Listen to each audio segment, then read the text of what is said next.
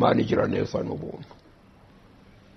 Turagushimira yuko muri iki gihe kibi cy'imperuka Satani akomeje kujijisha abantu ntibamenye Imana iyo ari yo, bakayigereranya n'abantu, bakayigereranya n'ibigirwamana bitumva bitavuga. Imana ntibwirwa n'iyikubwira. Uko bamenyereye kubwira ibitavuga ibitumva, bakagira ngo n'Imana irabwirwa. Ahubwo tega amatwi kubwire. Ubu tugiye gutegera ijambo ryayo amatwi, twemere kubwirwa nayo. Hari ikibazo cyabajijwe mu cyumweru cyashize twiga. Uwakibajije yarabajije ati, ese birashoboka ko Yesu yabera umuntu icyitegererezo mu mubereho yo muri iyi minsi? Role model. If yes, how and what? Ati, niba bishoboka ko yatubera icyitegererezo, uyu ni umuntu umuhanga wo kubaza. Atubera icyitegererezo ate? Hakorwa iki? Ni ibiki bigomba gukorwa kugira ngo Yesu akubera icyitegererezo? Cyangwa ni ibiki bibura bigatuma Yesu atakubera icyitegererezo? Ni ikibazo muza kugenda mudufasha gusubiza. Turi kumwe kandi na Phineas nawe araza kugira uruhare muri icyo kiganiro. Yego. Ubwo muri make ikaze n'icyacu. Karame. Ikaze nawe. Reka nongere gushimira Imana yo yongeye kuduha umwanya wo kuganira ku ijambo ryayo. Reka mvuge ko ari iby'agaciro kugira umuntu nka Pastor Ezra Mpyisi usaziye muri uyu murimo. Ntabwo mvuga ko ashaje mu by'Imana, ahubwo nibwo yarushijeho gusobanukirwa. Kumwegera rero tukamutega amatwi byarushaho kugira benshi bigirira akamaro. Nishimiye kubana nawe, ni by'agaciro, kandi nishimiye kuba hafi ya Mwuka Muziranenge, we uyobora ibi biganiro, kandi akaba ari we uzatuma bigera ku bantu bose bikabagirira akamaro. Pastor rero ati, umuntu yabajije ikibazo ati, ndetse birashoboka ko Yesu nabitewe na buri wese uko amuvuga yabera umuntu icyitegererezo muri iyi mibereho? Uwo muntu akibaza ati, niba ari yego byaca mu zihe nzira, niba ari wowe ni izihe mbogamizi, hakorwa iki? Pastor, birashoboka koko ko Yesu yabera umuntu icyitegererezo muri ubu buzima? Birashoboka kandi ntibishoboka. Birashoboka kuko ubundi umuntu avukana kamere mbi imutera gukora icyaha, kandi avuka iri mu bwonko bwe. Ubwonko bwe nibwo butegeka umubiri wose. Igihe cyose uwo muntu mwene Adamu wakojwe kamere mbi na Adamu, igihe atari yazurwa,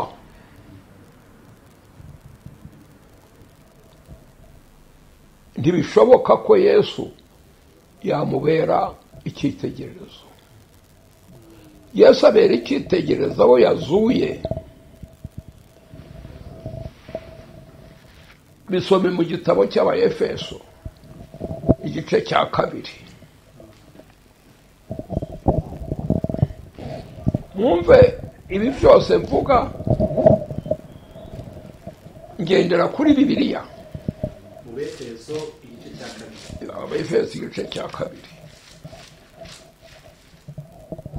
Umurongo wa kangahe? Wa mbere. Reba amagambo ari mu nyuguti zibyibushye ari hejuru. Gukizwa n'ubuntu. Gukizwa n'ubuntu. namwe yarabazuye. Ubuntu ni ikintu ukorerwa ntacyo ukoze kugira ngo ukibone. Mwumva gukizwa n'ubuntu. Namwe yarabazuye, mwebwe abari bapfuye muzize ibicumuro n'ibyaha byanyu, ibyo mwagenderagamo kera, mukurikiza imigenzo y'iyi si, mugakurikiza umwami utegeka ikirere, ari we mwuka ukorera mu batumvira. Rekeraho ngo namwe Imana yarabazuye, ubwo mwari mwapfuye mwishwe n'ibyaha. Ntabwo mwishwe n'imbunda, ntabwo mwishwe n'inkota, ntabwo mwishwe n'umwambi n'icumu, ubwo twishwe n'ibyo twagenderagamo, ahubwo twishwe n'ibibi dukora. Nicyo gituma uru rupfu uri muzima kandi uri intumbi. Igihe cyose igihe upfuye uhagaze, igihe cyose ugifite iyo kamere mu bwonko bwawe, ntawuhuriye na Yesu, kuko uri intumbi. Yesu ntakorana n'intumbi, ahubwo aragusanga akakuzura. Nigeze kubivuga abantu baranyamagana bati, uravuga ngo turi intumbi kandi tuvugana nawe? Abanyarwanda baravuga ngo kanaka yapfuye ahagaze.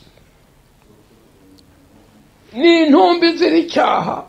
Iyo ukoze icyaha, icyaha kizana urupfu. Nubwo ukiri muzima ugenda, urupfu rukurimo. Bibiliya iti mwebwe abari bapfuye muzize ibicumuro n'ibyaha byanyu. Yego, simuzize gukubitwa, simuzize kwicishwa inzara, simuzize kuribwa n'intare. Kugeza aha ngaha ndumva pasiteri we arahamya ko birashoboka yuko Yesu yabera umuntu icyitegererezo, ariko byari niho ngiye kugera. Igihe cyose utari wazuka, urazurwa. Yamara kukuzura, si iy'abapfuye n'iy'abazima. Yamara kukuzura ikagushyira mu ishuri. Iryo shuri ririmo intambwe 10. Nzazibabwira ubutaha, ndazifite. Nzazibaha mukore fotokopi, umuntu wese azigire. Izo ntambwe 10 ni ishuri gushyira mu kwiga kugeza ubwo. Ariko wamaze kuzura ntiyigisha intumbi. Wamaze kuzuka izura bose. Ntawuyangira, izura bose. Wanga umaze kumenya, wemera umaze kumenya. Za ntambwe 10 rero, iyo umaze kuzimenya, umaze kuzuka, nibwo Yesu agusanga, ukanga ko aguha akubera urugero, cyangwa ukemera akakubera urugero. Ariko wabanje kuzuka kandi umaze no kujya mu ishuri rya Bibiliya. Soma Yohana 8 umurongo wa 31 na 32. Yohana 8 umurongo wa 31 na 32.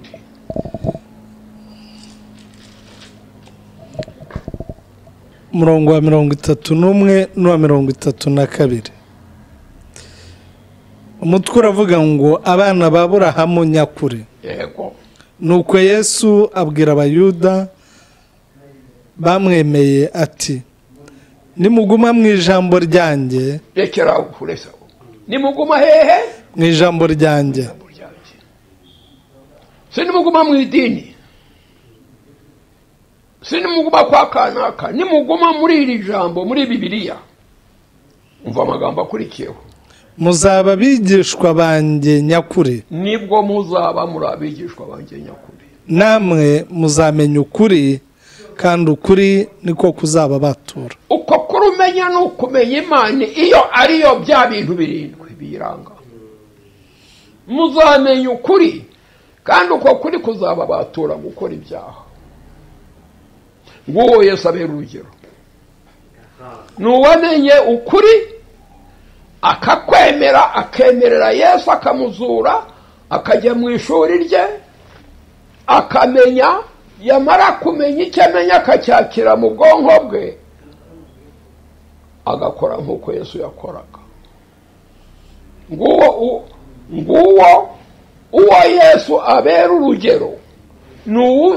Ku buntu aragusanze, ku buntu arakuzuye, ku buntu arakwigishije, ku buntu agushyize, yemeye kujya mu bwonko ku buntu, ntubugikora icyaha ukabaturwa. ndabona Felix nawe ashaka kugira icyo bivugaho, ariko mbere yo kugira icyo bivugaho hari icyo nashaka kubaza kugira ngo uze guhita nawe ugisubiza. Yego. Reba ubuzima tubamo, reba ibibazo, ubukene, birashoboka koko ukurikije pasiteri uko amaze kubisobanura, ndumva ari ibintu bishoboka, ariko wowe wanarije ugashyira mu bitekerezo byawe, birashoboka yuko abo bantu bo muri iyi si Yesu yawe icyitegererezo bikemera n'ubu buzima tubamo bumeze gutya? Ikibazo ni ukuri.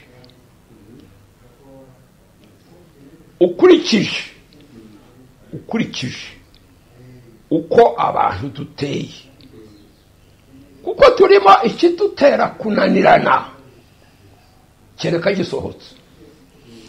Iyo ni condition. Kereka cya kindi wavukanye kigutera ku buryo wemeye ko gisohoka kigasimburwa na Yesu. Pastor Ezra Mpyisi ibyo avuga ni ukuri, kandi biri ku rwego rutakumvwa n'abantu bose, kuko atangiye avuga ko abantu bamwe ari intumbi. Ntabwo ari ugutukana, kuko na Bibiliya iravuga ngo mwebwe abari barapfuye. Yego. Kristo arabazura kubw'ubuntu, abahindura uko ashaka. Nyamara ntabwo hano babwiraga intumbi, babwiraga abantu bagenda, ariko babona ko bari barapfuye, bo bizi ko ari bazima.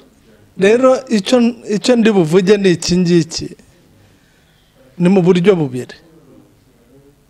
Mu buryo bumwe birashoboka, kuko ntabwo abantu bafata modo nka Yesu gusa, ahubwo umuntu ajya afata uwo yigana. Usasanga abarasta bigana Bob Marley neza bakitwara nkawe, bakaba ngo ni abarasta. Niba umuntu ashobora kuba urugero rw'abantu, birashoboka.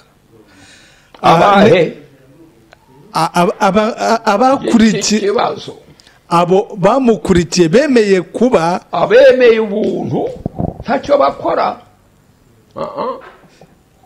Abo kubazura nta kwemera, nta guhakana, akuzura ku buntu, akagushyira mu ishuri ku buntu.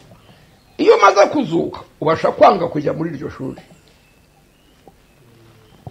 Noneho rero ubwo nari ngikomeje ndavuga ko bishoboka cyane, kuko no mu buzima busanzwe tugira aba role models, tugira abatubera intangarugero, ndetse wajya no mu ishuri ukavuga uti je nshaka kuba nka mwarimu kanaka, cyangwa se nshaka kuba nk'uyu muntu nasomye mu gitabo.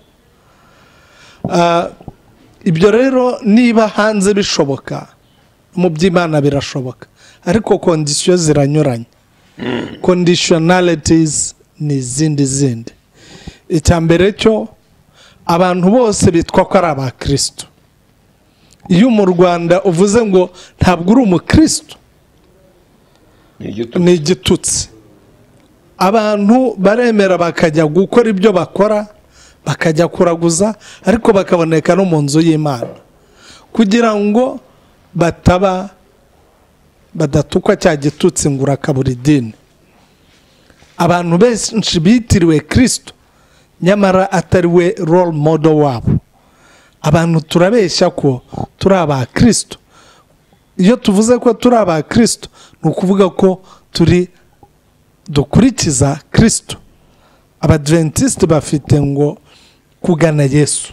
Ni igitabo kiri aho, kiri mu byigishwa abantu biga kuyoboka Imana, cyangwa se bagitangira kumenya amahame y'idini. bari kujya mu murongo. Twereka abantu kuyoboka Kristo, ariko se ko tubereka inzira, ninde utuma bishoboka ko bibaho? Nta wundi atari Kristo. Yamaranye n'abigishwa be imyaka 3 yose n'igice, ariko batari bamenya Kristo wari we, kugeza ubwo ababajije atari ko abantu hano hanze bavuga bati ngo Nderiya, abandi ngo ni Yohana, abandi ngo urinde. Aravuga atari ko mwebwe muvuga ko ndinde. Iki kibazo Kristo yakibajije kuko yasomaga mu mitima, bigaragaza ko aba bantu batari barasobanukiwe n'uwo Kristo ari we, kuko yari yaraje aje ashaka kuba urugero rwabo. Biragoye rero nk'uko pastor yabivuze, utari wabyarwa bwa kabiri ngo abyarwe n'amazi n'umwuka, habeho transformation cyangwa ihinduka nyaryo muri we, ngo arye Kristo amusobanukirwe, twamurya dute, twamubona dute? Aravuze ati ni ijambo. Iyi Bibiliya, nitusoma iyi Bibiliya izatuganisha kuri Kristo, kandi uba muri Kristo nawe aba muri we. Isengesho rye ajya kuva hano kuri iyi si yaravuze ngo Data, aba bantu babe umwe nk'uko nanjye ndi umwe nawe.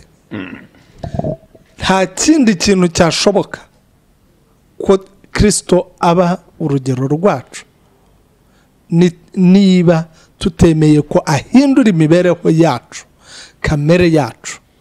Iyi kamere rero nta wundi wayitsinda, kuko babigishwa bamaze imyaka 3 n'igice na Kristo. Umunsi babonye apfuye baribwiraga ko bagiye kubona ingoma, bamwe baranegosiya. Umubyeyi araza ati rero Yesu, aba bana banjye umwe azabe iburyo bwawe undi abe ibumoso bwawe, ukuvuga babibikomangoma bikwegereye. Kristo arareba asanga ko barindagiye. Igihe Yesu yaramaze gupfa, bisubiriye mu mirimo yabo, ukuvuga ko nta mpinduka nyazo zari zarabayeho. Kandi nawe ubwe yari yarabirebye, arababwira ati rero ni byiza ko ngenda, kuko nintagenda iyo mpinduka ntizabaho, n'uyu murimo nabatoje ntimuzawukora, ahubwo hazaza Mwuka Muziranenge uzabahamya akabahindura. Ubumenyi turabufite, Bibiliya turayisoma, ariko Mwuka Muziranenge tubona binyuze mu gusenga, mu gusoma ijambo ry'Imana, niwe wadufasha guhindura kamere yacu akayitsinda, maze Kristo akatubera icyitegererezo. Urakoze cyane. Kugeza aho ngaho ndumva yuko abantu bakenera kugira role model wabo bagendera ko byagenda kose, kandi nkabona Yesu iyo dukurikiye amateka twumva ari umuntu mwiza, cyangwa se ibyiza bye birumvikana ku buryo umuntu wese yakwifuza kumwigiraho. Kubera icyo abantu benshi batembera kumwigiraho? Ni kuko igihe Imana yaremaga umuntu, mwibuke nababwiye ko yamuhumekeye Adamu na Rusuferi, yabahumekeye mu bubasha bwo kumenya. Umva biragana kugusubiza kuki? Ububasha bwo kumenya, gutekereza, guhitamo. Bihitiyemo umudendezo utavogerwa, bafite uburenganzira bwo kwihitiramo. Yesu ntabahitiramo. Rero iyo bihitiyemo Yesu bagira Yesu, iyo bihitiyemo Satani bagira Satani. Kuki abenshi bari guhitamo kudahitamo Yesu? Kubera bavukanwa, cya kindi kibarimo bavukanye, kereka babanje kuzurwa n'intumbi. Jewe icyo mbibonaho ni intumbi, abantu intumbi gashaka gukora. abantu bariho ntibazapfa babishoboye. Abantu bariho ubu, Yesu ni umwambaro, ni mwitero uza ari uko bamaze kwambara ibindi.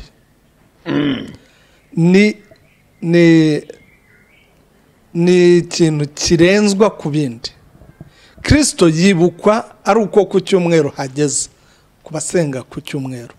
Kristo yibukwa ari uko ku isabato hagezwe.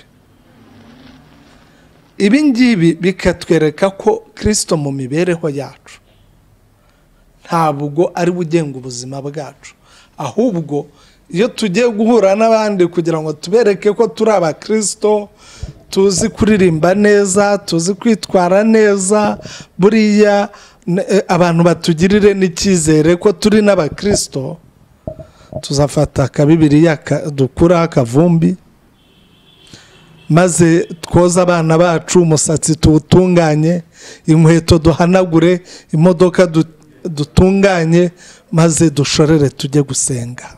Naringeze ko abantu bamenya bibuka Kristo ari uko bagiye kwiyerekana ku munsi wo gusenga.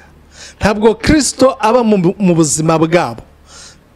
Biragoye rero ko niba mu kazi kawe ibyo ukora byose, niba uri umucuruzi, ibya Kristo ukabishyira ku ruhande, ukazabyibuka ari uko umunsi wo gusenga ugeze, aho ntabwo uri uwa Kristo. Nta nubwo ashobora kukubera urugero.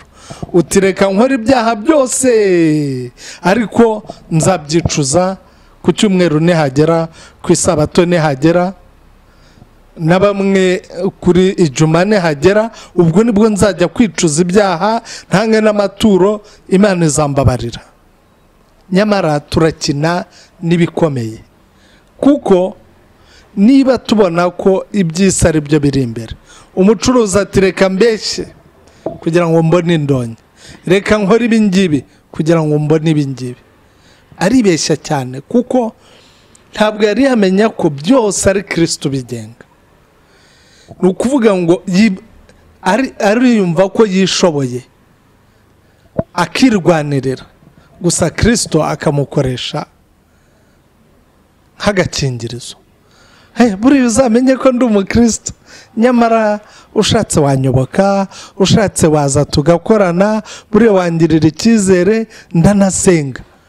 Ariko niba gusenga n'ubukristo ari impigi dutunga abandi kugira ngo bashobore kutwizera, turi za ntumbi, kuko ntabwo turi abantu nyabo. Dukwiye kuzurwa na Kristo, kuko niwe bugingo, niwe bugingo buhoraho. Ubu bugingo rero Kristo atanga kandi buba mu bantu bamwemeye, aho icyo ukora cyose utekereza Kristo, aho ugenda hose ugatekereza Kristo, wavuga ugavuga Kristo, abo muri kumwe bose bakakubonamo Kristo, bakavuga bati uriya muntu ni umukristo.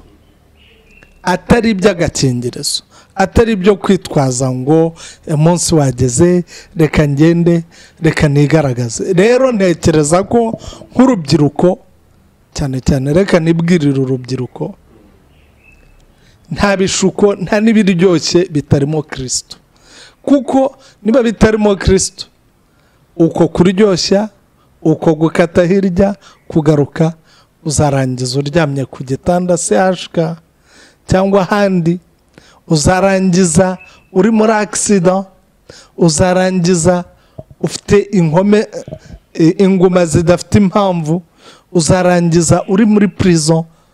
Ariko nubana na Kristo uzaba umusore mwiza, uzira prison, uzira sida, uzira ibyo byose, ama accident, kuko uzitwararika ukashaka kugaragaza Kristo ahariho hose. Kandi abayobotse Kristo ntabwo ari ko arabaswa, ahubwo abaha ubutunzi, byaba mu buzima busanzwe, byaba no mu buzima bw'iby'umwuka, uburenze bwose dukeneye, ari nabwo butazarimbuka, n'ubwiteka ryose. Reka Kristo atuzure kandi twige kumwubaha. Abantu ngize ikibazo, hari umuntu ushobora kuba dukurikiye none Amerika avuga ati ibi bintu bari kuvuga ni byiza koko, ariko numva ari teori. Nahita mvuga ni mumfashe mumbwire koko abakristo bahari bagendera mu ntambwe n'izo kristo yanyuragamo muri iyi si uko muyizi ko mwese muyimaze igihe kitari gito hari byinshi mwabashe kubona wabibwirwa n'iki ko uyu ari umukirisitu ngo uyu atari umukirisitu ntubasha kubimenya kereka mu bana ukabuza Bibiliya ukareba ko akora ibihuje na Bibiliya utuye si umukirisitu uhuje na Bibiliya utuye ni umukirisitu. urebye pasa murasoma mukurikirana amakuru inkuru muzumva ukuntu ibintu bigenda muri bo mukeka ko ari umukirisitu uri muri iyi si oya nta umenya undi kereka akoze niba rero ukora ibidahuje na Bibiliya nturi umukirisitu sijya ubivuze ni wowe unaniwe guhuza na Bibiliya ni wowe wiyise yuko utari umukirisitu wiyise icyo utari cyo. Bafasha abantu biyise abapolisi bafata abantu babaca amafaranga ati iki ni icyaha kibi kuko yiyise icyo atari cyo. Birababaje kubona abakirisitu biyita abakirisitu bakabura gifata Imana yo ikabihorera bakishyira bakizana. Satani batamaza yita abakristo mu kanya gato bakisanga mu bikorwa bitari bya Kristo bakabamwaho. Satani rero nawe nuko uwo nguwo kandi mu byumve turasubiza ikibazo cyabajijwe ngo niba Kristo atambera icyitegererezo ni kuki yambera icyitegererezo ni buryo ki? Igisubizo nuko uri intumbi. Reka nkujyane muri Bibiliya irakubwira ko ukwiye kubanza kuzurwa. Yumve ndasubiza wa muntu arashaka koko kirita mubere icyitegererezo kuki bidashoboka ni kuko uri intumbi. Nkamubwira uko yavukanye kamere mbi mutera kuba intumbi akaba intumbi mu gukora ibibi akaba muzima akaba intumbi mu gukora ibyiza akaba muzima mu gukora ibibi nibwo ubwo butumbi. ngira ngo muri Bibiliya hari umugabo witwa Eliya wari umuhanuzi. Igihe yihebaga aragenda areba mu gihe cye cya Ahabu ukuntu abantu bose basengaga Imana bari barashize. Ubwo ndavuga ngo ese barahari? Jewe ntabwo wamumbaza, wambaza ibyanjye nkagira ubuhamya bwanjye uko mbanye na Kristo. Kristo reka nihereho ntange n'ubuhamya. Kristo ariho kandi Kristo nifuza ko yambera icyitegererezo mu buzima bwanjye. Ni nabyo mbwira abana banjye, ni nabyo mbwira umugore wanjye, ni nabyo mbwira inshuti zanjye. Nawe unkurikiye aka kanya reka nkubwire ko Kristo ni muzima. Kristo umwemeye arakugenga. Ngero ku bya Eliya igihe nk'uko ntazi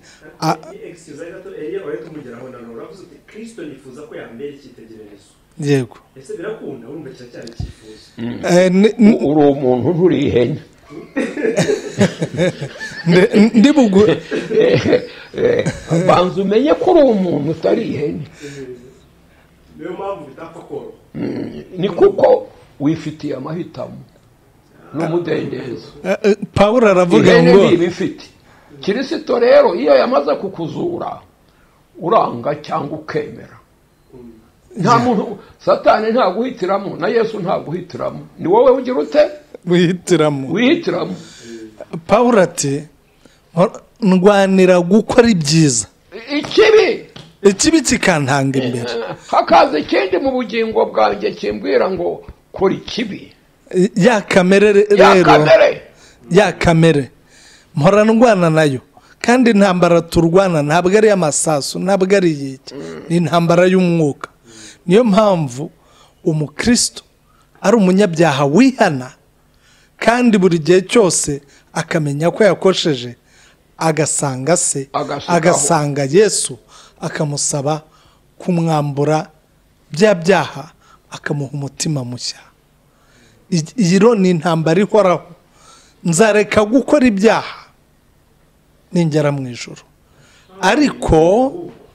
ariko ubuzima bwanjye ngo ikoreze Uwiteka urugendo rwawe, nawe azagira ate? Azarusohoza. Bivuga rero ngo iyi ntambara y'umubiri ingoye ninyeragiza Kristo, byanga bikunda, naba ndi umusore, naba ndi umusaza, naba ndi umwana mutoya, birashoboka ko Kristo yambera icyitegererezo. Cya kibazo rero kuri Eliya, kubera ko yibazaga ngo ese hari abandi batapfukamiye bari bakiranuka, maze Mwuka Wera aramusubiza ati humura, nimara bice mu ijwi rya marayika ngo hari abandi 8,000 batigeze bapfukamira nde bari.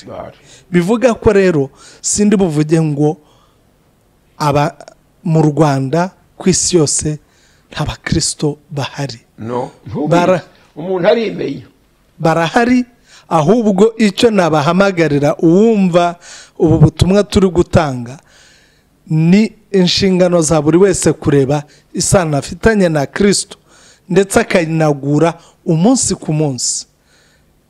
Byagenda bite? Asanga ibyanditswe, asoma Bibiliya, asenga, asaba imbaraga nk'uko na Yesu akiri kuri iyi si buri gihe cyose yasabaga se imbaraga kugira ngo ashobore gutsinda ibimugoye.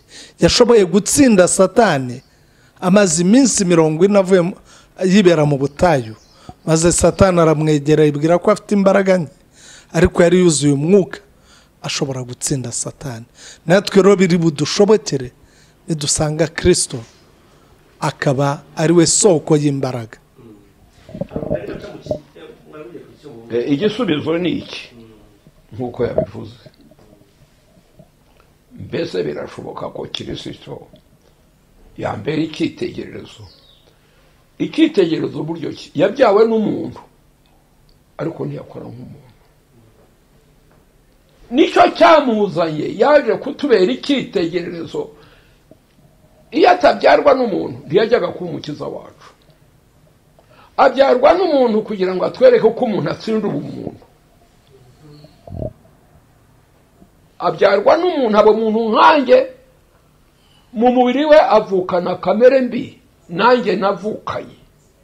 Yaje rero kumbera icyitegererezo ko yavukanye kamere mbi akayitsinda. Iyo ataza rero ngo avukane kamere mbi, ntiyajyaga kumbera icyitegererezo. Yayitsinze atese, yari afite asanganywe kamere ye y'ubumana yonyine iri mu bwonko bwe. Abyawe n'umuntu avukana kamere mbi iri mu mubiri.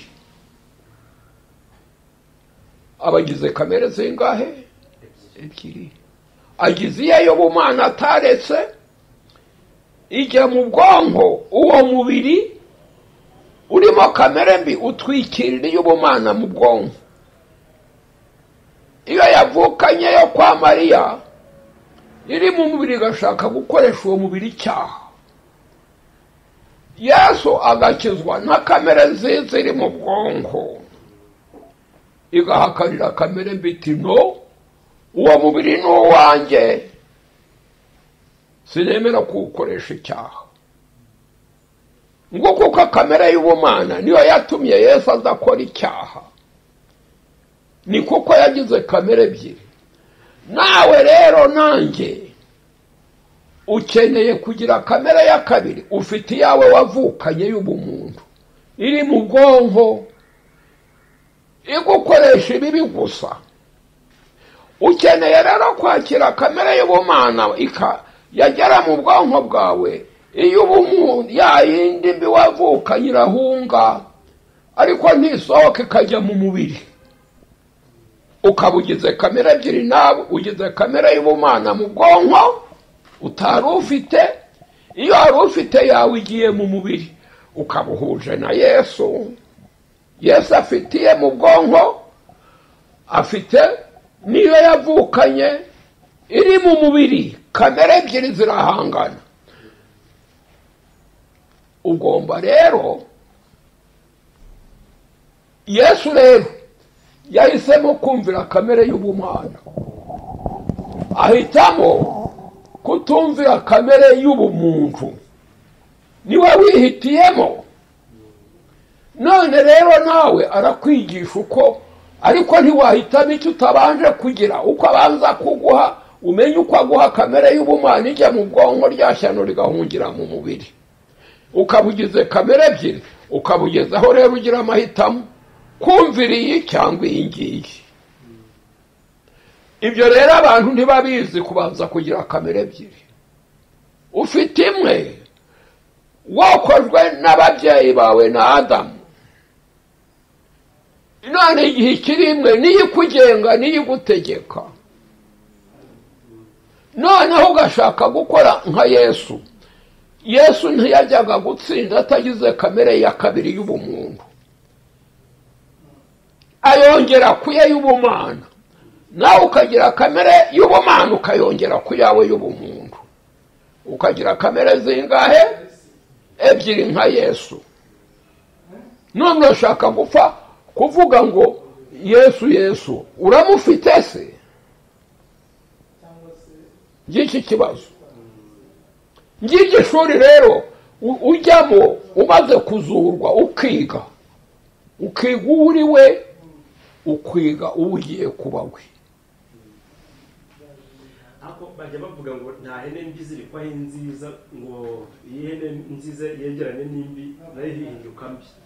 Havuga nise aho mwisi ni abahuzuye n'intumbi nyinshi, muri bwa buryo twavugaga intumbi zikaba zigenda zisigana ubwo butumbi ku buryo kubona ihene ntiyakwegerana n'indi ngo izahinduka iyindi. Ariko umuntu agira ate? Arahinduka. Kuko ari iki? Ari umuntu afite gutekereza no guhitamo.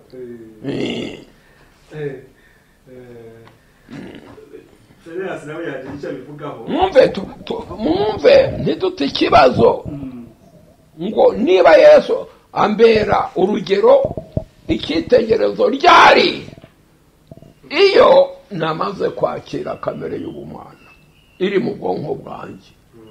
Iyo ari iri mu bwonko ikajya mu mubiri wanjye, nkagira kamere zingahe? Ebyiri. Nk'uko nawe byabaye ngombwa ko agira kamere zingahe? Ebyiri. Noneho rero wowe usigara hagati y'izo kamere ebyiri, ugahitamo iyo wumvira iyo ariyo. Ntawuguhata. Yesu ntagukurura, na Satani ntagukurura. Ufite umudendezo wo kwihitiramo. Soma Abaroma 6:16.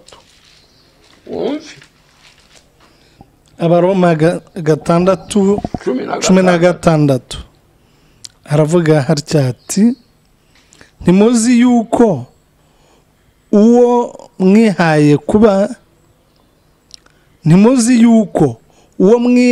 kuba imbata zo kumwumvira, muri imbata z'uwo mwumvira uwo, imbata z'ibyaha zipfana urupfu, cyangwa izo kumvira Imana kuzana gukiranuka. Uwo mwagize mute?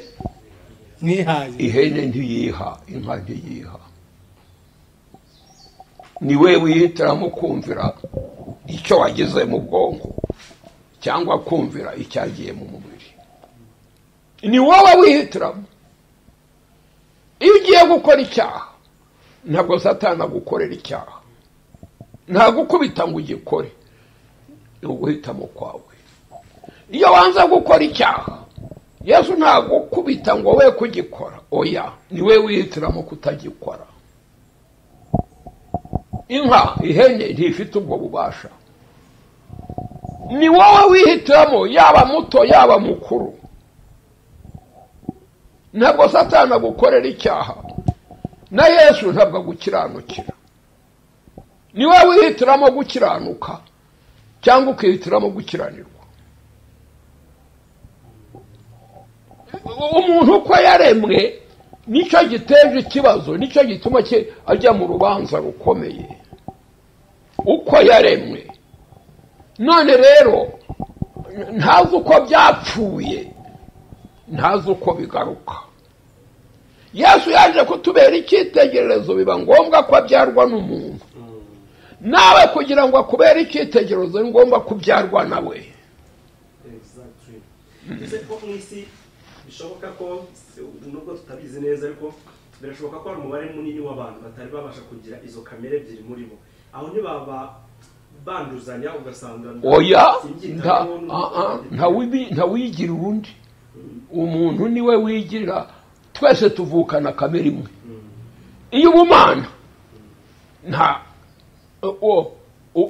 urazurwa ukigishwa ukemera kuyakira cyangwa ukayanga. Ariko nta kwinspira, wampa inspiration nkavuga ngo pasteur ameze gutya reka mwigireho nanjye nteri no nta nta muntu ukwiriye kwigira ku muntu. Araba mwiza none ejo akwica. Yesu ntahinduka. Umuntu agira ate? Arahinduka. Nturebere kuri pastor. Ni mubi none ejo azaba mwiza. Ni mwiza none ejo azaba mubi. Imana ntigire iyo mibereho. Ntiwigana umuntu. Uba wikozeho. Ni ukuvuga ngo hari ikintu bita enabler.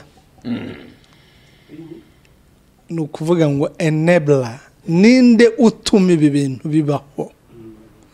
Yesu iyo yamaze kwinjira muri wowe aba wo twita the enabler, utuma bishoboka, ugushoboza. Nkuko kamere mbi nituma ukora ibyo bigukora. Paulo ati arubikora. Reka nkoreshe imvugo ya Paulo ngo nshobozwa byose nta na kimwe. Iyo yavuze byose, shobozwa byose nande na Kristo ari wumpiki imbaraga. Kandi Bibiliya irambwira ngo twaremewe gukora imirimo myiza, kandi nta wundi ubidutera gukora imirimo myiza kereka uri muri twebwe. Ese yaba muri twebwe tutari twapfa kuri kamere, tutari twazana kereka upfushije wa wundi wagushobozaga gukora ibibi akava mu bwonko. Ngibyo rero imvugo ya pastor isaba kuyishyikira. Ni ukuvuga ngo icyambere cyo hari abo turibo, twavutse abo turibo turabo gukora kamere yacu uko duteye.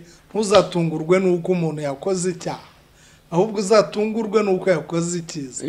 Kuko uwakoze icyiza n'imbuto za mwuka ziri muri we. Yego, yakiriye kamere yindi. Ni ukuvuga ngo yameze indi kamere. Iyi kamere rero niyo y'abakristo, atari b'abakristo ku izina, atari b'abakristo n'abamaze kwakira, bamaze kumenya isoko y'ibikorwa byiza. Yego, isoko yo gukiranuka ninde? Kristo ati nige nzira ukuri n'ubugingo, ntawe ujya kwa data atagize ne ntamujyanye. Kujya kwa data ni ukuba inyangamugayo ya gikristo, kuvuga kuba umukiranutsi. Ntawuba umukiranutsi Kristo atari bumuhetse ngo amugeze. Ntibibaho, ntibishoboka. Aha rero ndemeranya na pasteur bivuga ngo abasore kenshi na kenshi uzasanga anywa itabi. Kunywa itabi ari uko ari uwo yabibonyeho. Uzasanga asambana hari uwamufasha akajya kubimwigisha. Uzasanga aba umuhanga wo mu ishuri kuko bamujyanye mu ishuri. Uzasanga amenya business kuko ari uwamufasha ukuboko akamwereka business uko zikorwa. Uzasanga umuntu aba umunyapolitiki akagira izina ryiza kuko hari uwamufashe ukuboko akamutwara akamugeza aho ngaho. Ugasanga ibihugu ibi by'ibikene birashashagirana kuko hari igihugu cyihishe inyuma gituma icyo gihugu gishashagirana. Niba rero ku isi isanzwe bishoboka ibihugu bigashyigikirwa n'ibindi bikaba ibitangaza, natwe Kristo nadushyigikira tuzashashagirana. Kristo nadushyigikira muri bizinesi zo gukiranuka n'izindi, tuzaba inyenyeri zimurika ndetse zigaragarira abandi bose. Mu cyabajijwe ngo ni zihe requirements, yego requirements cyangwa se ibisabwa ni ibiki kugira ngo bibeho? Ni ukugira umutima umenetse kandi wijugunya mu maboko ya Kristo, ukavuga uti nta na kimwe nshoboye, icyo nshoboye gusa ni ugukora ibibi, Kristo nshoboza gukora ibyiza gusa. Ibi bikaba mu gitondo ubyutse, saa sita ndavuga ingero ariko bigushobokeye ni buri munota. Mu gitondo uko ubyutse ukiragiza Imana, wajya kuryama ukiragiza Imana, wahura n'ikibazo ukiragiza Imana, wahura n'umugisha ariko ntibibe mu magambo gusa, ukiragiza Imana, byose ukabimurikira Imana kandi ukiga gushimira iby'Imana yakugejejeho nk'intambwe nawe ubona yo gukiranuka. kuko ubasha kuvuga mu magambo ibikorwa bikaba ibindi. byoroshye gukora Mm. gukora ni byoroshye. None nkurikije uko mubidusobanuriye birumvikana pe, mwagaragaje yuko bishoboka, mugaragaza n'imbogamizi zihari, ariko ku mbogamizi ntabwo mwabikomojeho neza, ahubwo mutweretse uburyo byashobokamo. Ni izihe mbogamizi turi guhura nazo kuko bitari byashobokera kugeza ubu? nta mbogamizi zindi zibaho uko navutse, Niyo mbogamizi ikomeye. niyo mbogamizi ikindimo ngo sinzi uko bivuga mu Kinyarwanda. ntawe usiga ikimwirukankamo, asiga ikimwirukana aragisiga, ariko ikimwirukamo ntagisiga. hose barajyana. Uri kumwe, urifuza cyane gukora ibyo Imana ishaka, ariko umva mu Baroma igice cya 7 niho hano. yego ni ukuri.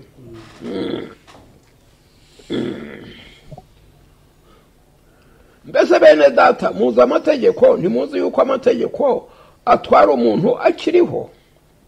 Nicyo gituma amategeko ahambira umugore ku mugabo we akiriho, ariko iyo umugabo amaze gupfa umugore aba ahambuwe ku mategeko y'umugabo we. Nuko rero nicyo gituma ibyo umugabo we, igihe umugabo we akiriho, niba abaye uwundi mugabo yitwa umusambanyikazi, ariko iyo umugabo wapfuye ntaba agitegekwa n'ayo mategeko. Nicyo gituma ataba umusambanyikazi naho yaba yacyuwe n'undi mugabo. Umugore igihe umugabo we akiriho akajya akaryamana n'undi mugabo arasambanye, ariko iyo umugabo we yapfuye afite uburenganzira bwo gucyurwa n'undi mugabo, ntabasambanye kuko umugabo we yagize ate. None nawe ntubasha kwitwa uwa Yesu kandi ugifite iryo shyano n'iryo mugabo wawe buriri mu bwonko bwawe. Mega ibintu biryoshye ni icyerekezo, n'umugabo wawe niyo kamere yawe, iyo kamere yawe ikiri mu bwonko bwawe itari yavamo ngo isimburwe ukiyita umukirisitu, urabeshye, urasambana mu by'Imana. Ariko ko turi mu isi yuzuyemo ibintu bishya, birimo amatekinoloji, birimo abo tujya tubona bambaye ubusa, ibintu byarahindutse muri make. Ubu turakora iki ngo dutsinde ibyo bishuko? Ntacyo uri intumbi. Abo bakora ibyo nawe muri intumbi. none rero urabwira intumbi ngo ntigire icyo ikora. turava mu butumbi dutereye Yego namwe Imana yageze ite yarabazuye ibakura mu rupfu ku buntu ubwo mwari intumbi. Ntacyo wakora, Imana niyo imanuka ikagusanga aho uri mu bibi byawe, ikakwereka uko ubivamo ikabigukuramo, ikakuzura uti ye baba we, mbega narindi mu bintu bintarinzi, ikagushyira mu ishuri. Ntacyo ukora niyo igusanga kubw'ubuntu. none jewe none rero baravuga ngo vuga amashengesho muri Yakobo haravuga ngo amashengesho y'umukiranutsi taraye intumbi azumva. Amashengesho y'uwamaze kugira Yesu mu bwonko utagikora icyaha, ariko amashengesho y'ugikora icyaha ni ikizira kuwiteka. kuri za mbogamizi rero nizo nshaka kugarukaho. Imbogamizi ni wowe.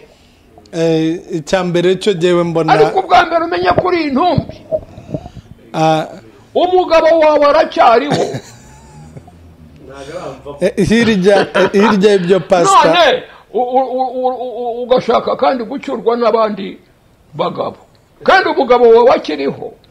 umugabo wawe urashaka kuba uwa Kristo kandi bavukanwa yawe ikikuri mu bwonko.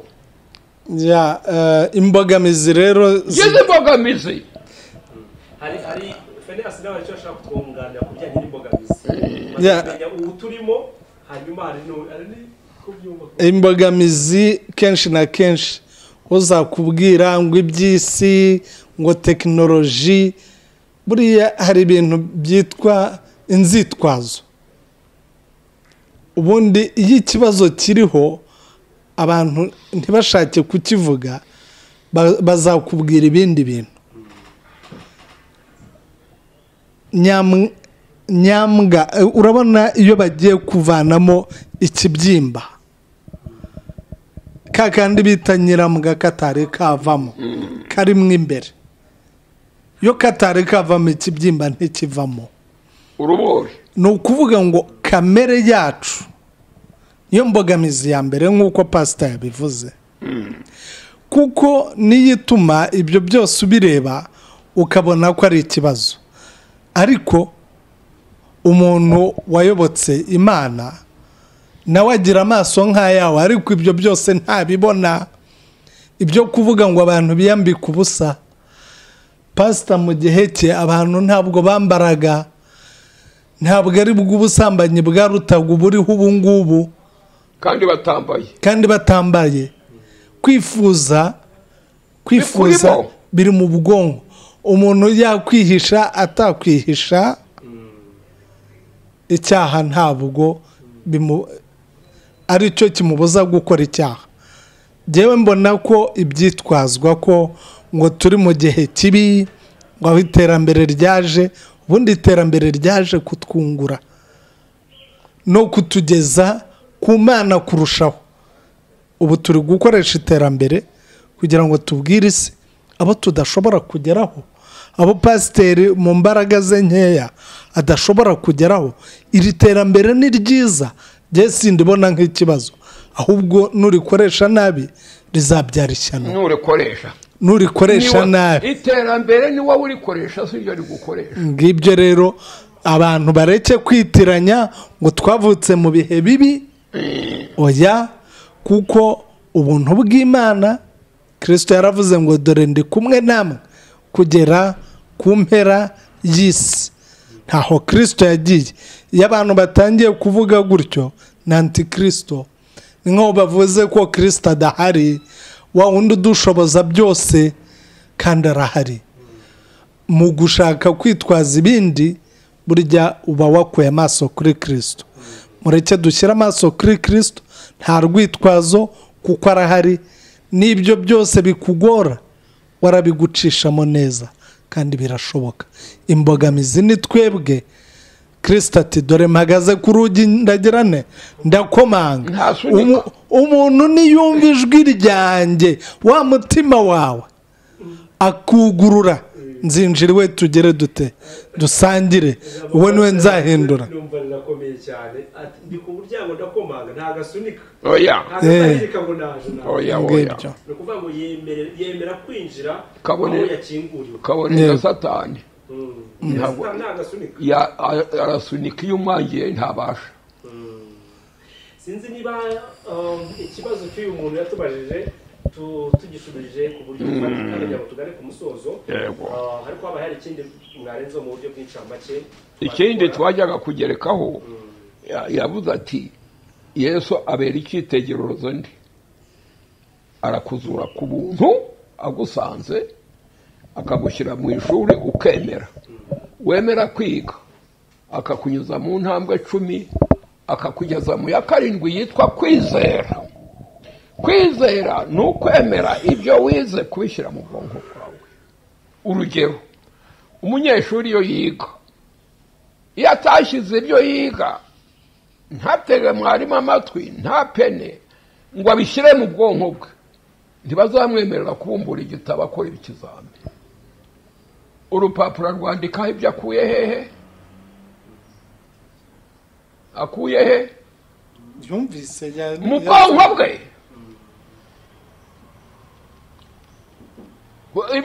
Baravuga ngo ibya Bibiliya ntibishoboka ni ishuri nk'ayandi mashuri. Iyo utashyize ikintu mu bwonko bwawe ikizami kizagutsinda. Ariko wa wundi wabishyize mu bwonko bwe yandukura ibijya akuye mu bwonko bwe akabishyira ku rupapuro agatsinda. Nawe rero uriga ugashyira kugeza ubwo Yesu ataha mu bwonko bwawe. Umva mu Bagalatiya 4:19 mwumva uko Pawulo yabwiye Abagalatiya igice cya 4 umurongo wa 19 mwumve rwose amagambo meza ahari. Bana banjye bato abo nongera kuramukwa kugeza aho Kristo azaremerwa muri mwe. Kuramukwa ni ukugira ibise ni ukugira ngo bavuke bamenye kugeza ubwo Kristo aremewe hehe muri bo kugeza ubwo Kristo akugiyemo ukabugize kamere ya kabiri ukabubaye nka Kristo. Pawulo ati sigiye ni Kristo uriho muri jye. Umurongo wa 19 murongo wa 20 ati icyampa nkaba ndi kumwe namwe ubu ngo noroshye ijwi ryanjye kuko meze mu rungabangabo. Igice cya 2 umurongo wa 19 mwumve uko havuga. Simpindura ubusa ubuntu bw'Imana kuko niba gukiranuka kuzanwa n'amategeko Kristo aba yarapfiriye ubusa. Gukomeza amategeko ntibishoboka kereka Kristo akurimo. Nubwo wagira amategeko 10 ukayatondagura mu mutwe ntuzayakomeza. Kereka Kristo wemeye ko ajya mu bwonko bwawe. Wemeye ko Kristo ajya mu bwonko bwawe. Ati sijye ni Kristo uriho muri jye. Muri jye ubwo butumwa abantu ntibabuzi. Iyo rero atakurimo uri intumbi. Intumbi igashaka gukora ibyiza. Pastor ibyo avuga tujye mu Baefeso 2 umurongo wa 8 kugeza wa 10. Yego. Ahangaha harimo igisubizo kitwereka ese birashoboka cyangwa ntibishoboka. Izi ntumbi Pastor yiri wavuga cyangwa se muri iki kiganiro yavuze hari icyakorewe ababitwa intumbi ngo mwakijijwe n'ubuntu kubwo kwizera Yego, ntibyavuye kwizera no kuri kwemera ko mwe kujya mu bwonko. ahubwo ni impano y'Imana. Yego. Ntibyavuye no ku mirimo kugira ngo hatagira umuntu wirarira. Mwumve noneho igikomeye, kuko turi abo yaremye ituremeye imirimo myiza. Imana yaturemye ituremeye iki? Imirimo myiza. Kandi ntitwaremwe Murinde. twaremwe n'Adamu. Murinde muri Kristo Yesu. Iyo yihe iyo mirimo Imana yateguriye kera kugira ngo tuyigenderemo. Yego nuko. Ukuvuga ngo iyi mirimo myiza kugenda muri Kristo Imana yabiduteguriye guhera kera kandi nibidushoboza. Izi ntumbi zakijijwe kubw'ubuntu kubwo kwizera. Kugira ngo rero uve mu butumbi birasaba ko ugira ute? Ugira kwizera. Kandi iyi ni impano y'Imana iha buri wese. Nta n'umwe uhejwe, buri wese arararitswe, yaba umwana muto, yaba umusore, yaba umusaza. Ikigero cyose waba urimo birashoboka ko Kristo akubera urugero. Nahindura kamere yawe kandi ukamwemerera. Asanga umuntu wese azura umuntu wese. Itandukaniro iyo umaze kuzurwa, iyo umaze kwiga ukanga, undi akemera. Kayini yaranze, Abeli aremera. Umwe akanga, undi akemera. Uhabwa kamere ya kabiri ku buntu. Iyo wemeye kuyakira ukora nk'uko Kristo yakoraga, ntukora icyaha. Ndabashimiye cyane rero, ndumva wabajije ikibazo. Ngira ngo rero wa wundi wabajije ati niba Kristo ambera icyitegererezo bigenda biti kubyarwa ubwa kabiri. Niba Kristo atambera icyitegererezo niyo maze kwiga nkanga, uwo nihaye niwo bazatabuja. Iyo nihaye Satani nkora ibyaha, iyo nihaye Yesu sinkora ibyaha.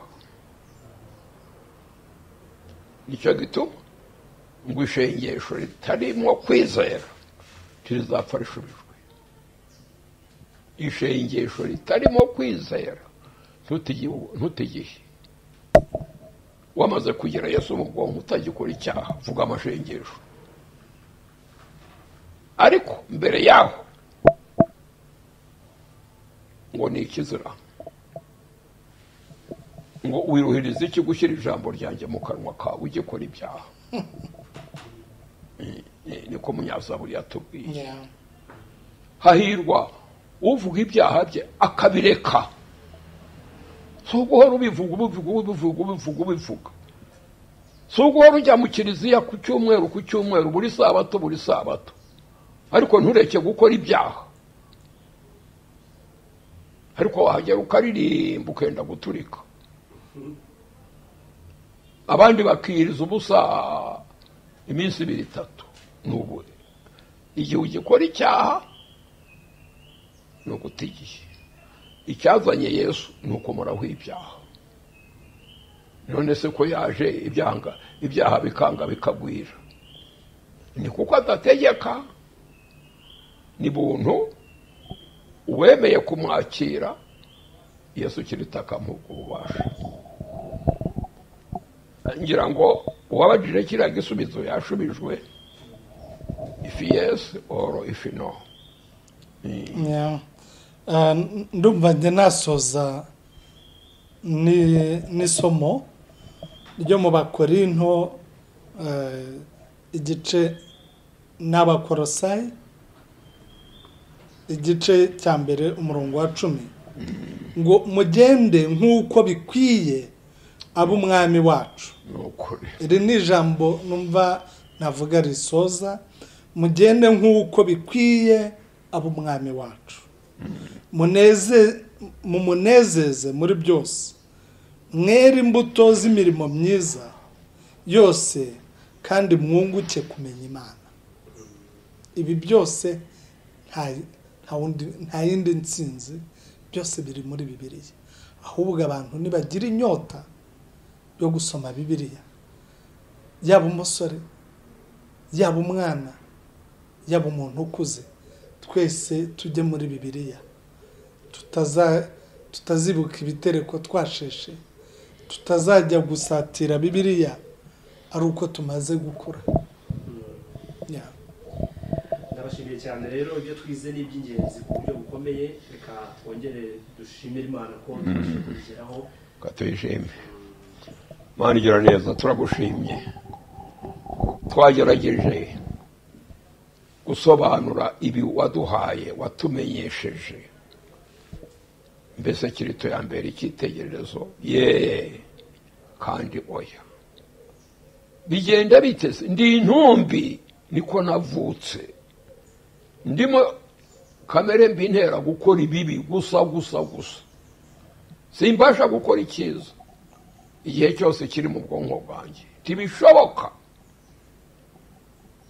Imana rero ntiyanshiraho iteka nzira icyo navukanye ntikururiye. Uwakikururiye ni Adamu. Yesu rero icyamuzanye yaje kunkiza iyo ntindi ya kamere mbi,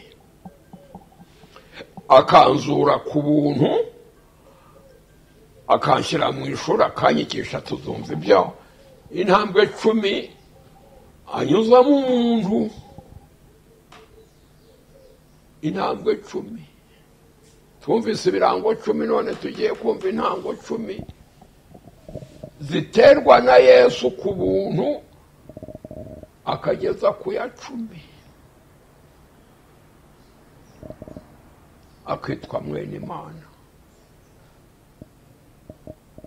yitwaga mwene muntu, akavuka ubwa kabiri, kuko ubwa mbere yavutse yangiritse arimo kamere mbi, akavukana kamere nshya ariyo bumana bwa Yesu Kristo biri mu bwonko bwe. Ikiri mu bwonko kikanesha ikiri mu mubiri, agakora nk'uko Yesu yakoraga. Nyagasani, iyi ni inkuru nziza ko Yesu yaje kugira ngo twitwe bene Imana, twitwaga bene muntu. Izina ryawe rihimbazwe none n'iteka ryose. Amen. Turagushimye mu izina rya Yesu. Amen. Amen.